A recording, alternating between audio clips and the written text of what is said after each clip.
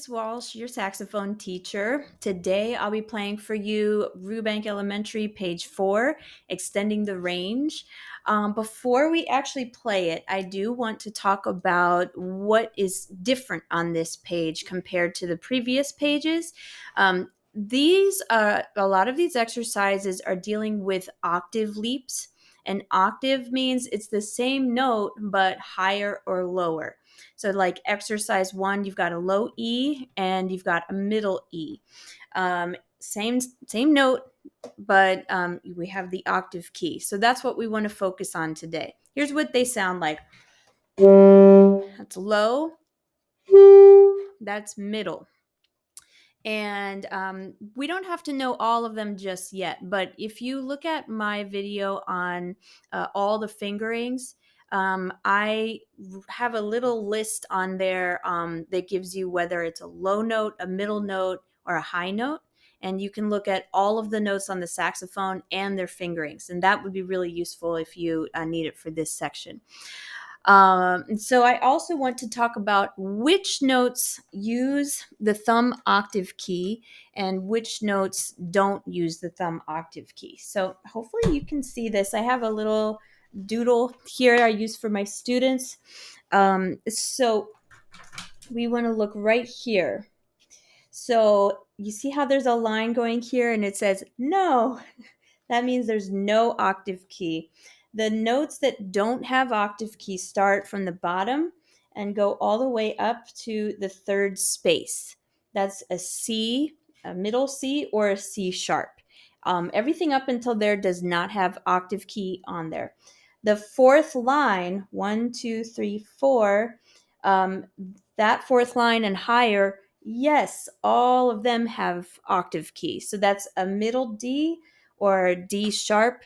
From there on up, they all have octave keys. So I wanted to talk about that before we get started. If you want more info on the fingerings, check out that other YouTube video where I go through literally every single note because I want you to have all the resources at your disposal. Now let's do our playthrough and I'll see if I have anything to talk about on this page. I'll save that to the end. And also, I did the duet as a combined recording, so you can actually play it as a duet. So I will be off screen when that's on there, just so you know. But after I play through number 10, I'll go back and talk a little bit about anything I can think of that might be important to know. So now let's do our playthrough. Let's start with number 1. Oopsie. Ready? Get your saxophone up. Take a nice deep breath. And 1, 2, ready? 1, 2,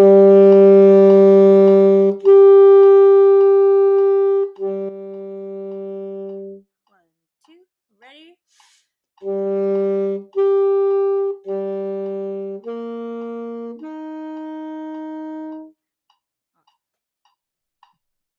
All right, this is number 2. There's only 2 notes in here, E and F with octave key. Get ready. 1, 2, ready? 1,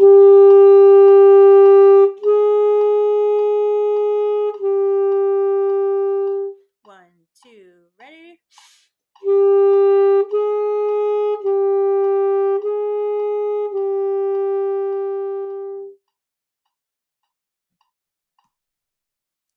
All right, number 3. There's 3 notes in here, E, F, and G. Okay, let's do it. Get ready. And 1, 2, ready? 2,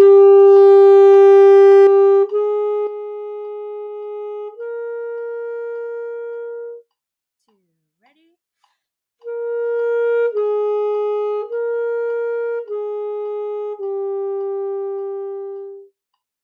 Good. Number 4. G's, E's, and a C. Get ready. And 1, 2, ready? 1,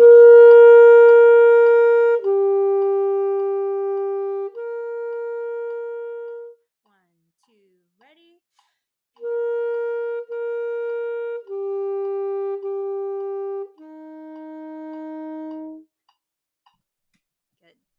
Make sure you're articulating every note. Make sure it's a da sound, not ah, where you're not doing anything with the tongue. Okay. Ooh. Let's do number 5. Get ready. And 1, 2, ready?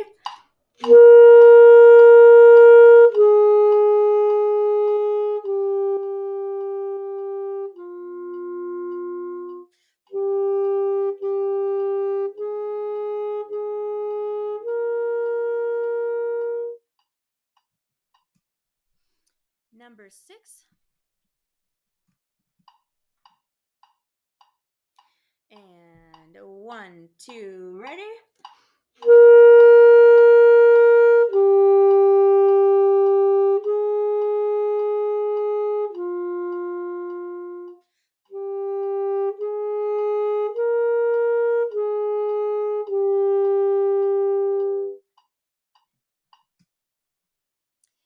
And number 7. And 1, 2, ready?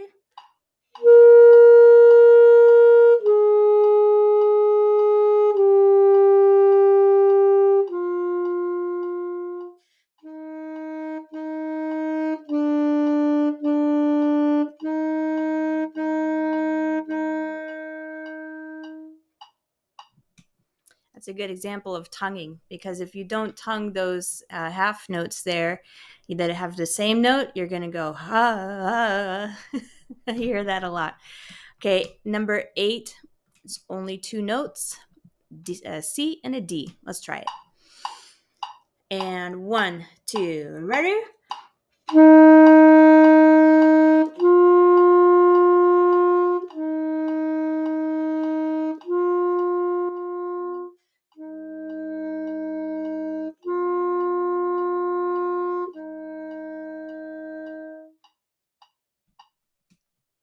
Number 9, don't forget this is 2 lines.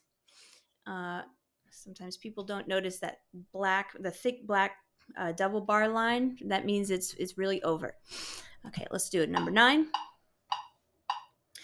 And 1, 2, ready?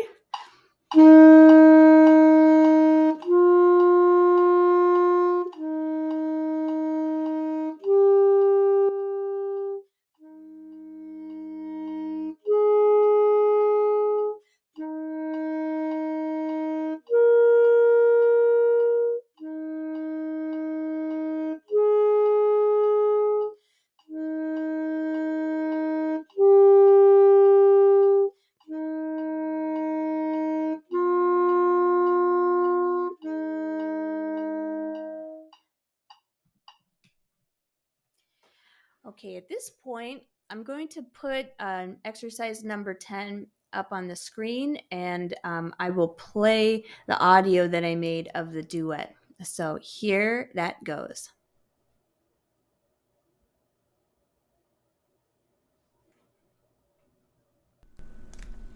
This is Rubank, page 4, number 10. Get ready? And 1, 2, ready?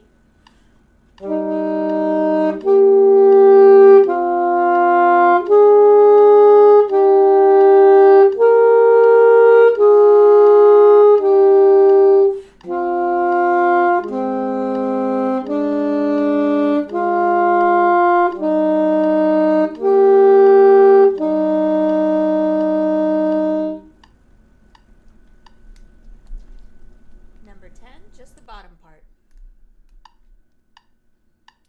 And 1, 2, ready?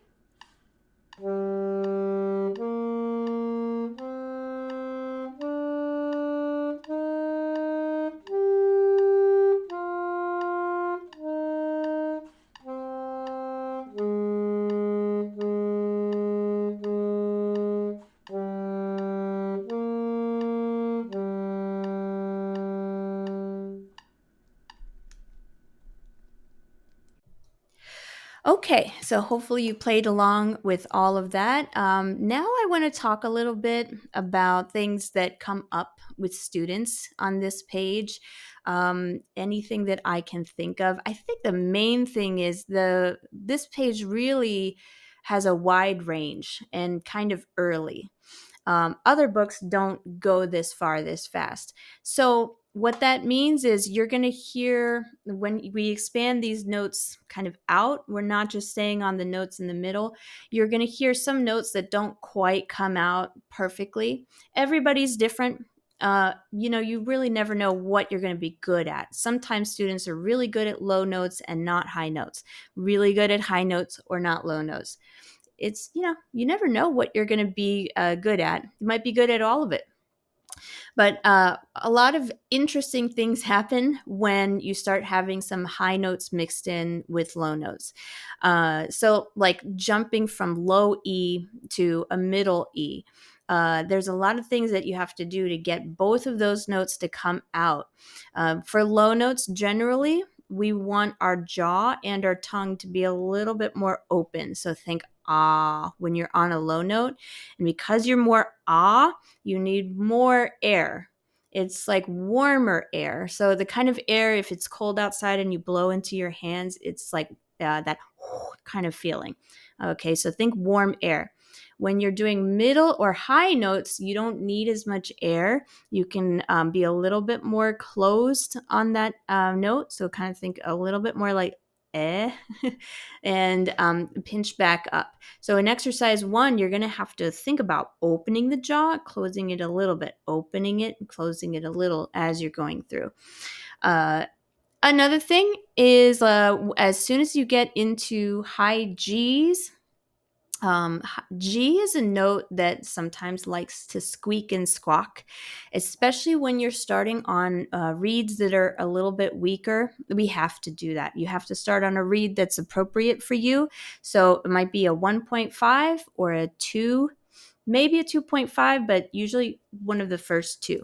When we have those weaker reeds, the G likes to go either direction. So there's 2 different types of squeaks you can get on a high G. You can get a super high note, a high note will come out, or you can get a warble. It sounds like a train horn or something. It's like brrr, it's that kind of sound. So if you have the brrr sound, that's called a multiphonic. That means that the G, you're kind of set kind of too low. You're too open with your jaw, and the G is sometimes on low G, sometimes on high G. It's kind of bouncing back and forth. And so you've got to pinch back up a little bit. But if you go too far, you get a higher squawk that comes out. So if that comes out, you have to go back down. So you've got to be in just the right place. It's like a little Goldilocks zone. If you're too high, it's one squeak. If you're too low, it's a multiphonic. So you've got to be right there. And not as much air as the lower notes that are on this page. Make sure you're practicing your articulation. The measures that have 2 of the same notes in them really show whether you actually are tonguing or not. So every single note on this page needs a da tongue sound. Not a really harsh ta sound. It's not accented, but a da, like a nice da sound. So when I was playing, it probably didn't sound like I was going pa on every single note. But it also hopefully sounded like I wasn't just not tonguing at all. I wasn't doing that. All right, another difficult region, exercise 7 and 8. As you go in from a high G on exercise 7 into middle D and then down into the low notes, middle G has those squeaks, but so does middle D. Middle D has very frequent squeaks. It likes to go up to a high A. And if you're coming down from notes like a high G that are closer to that high A, it wants to pop back up there.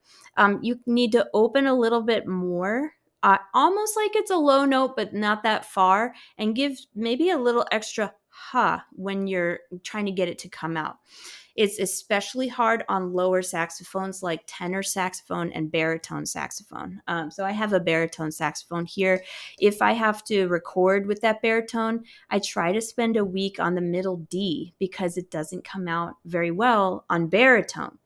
On a higher instruments, I don't find the same problem. So if you play baritone or tenor, well, you wouldn't play tenor because this wouldn't line up.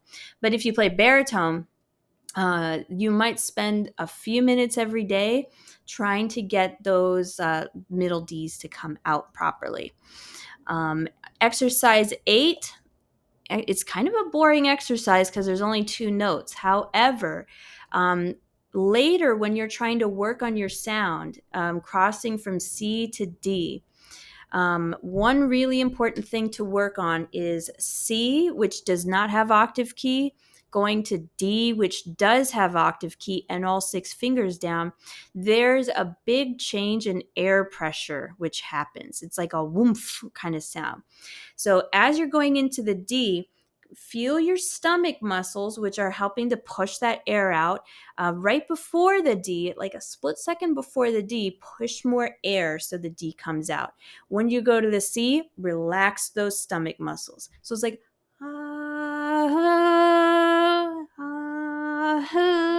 and then try to get the balance so that one is not louder than the other one. Because I hear that all the time. If you start listening for it, it will drive you crazy, especially C sharp to D. It's like very open on the C or C sharp. It's like, ha, and then the D will be very closed and muffled, like, ooh. So I say that all the time. It's like, ha, ooh, ha, ooh, ha. We want to smooth that over until it's just, ah, right? It'll drive you crazy, I promise.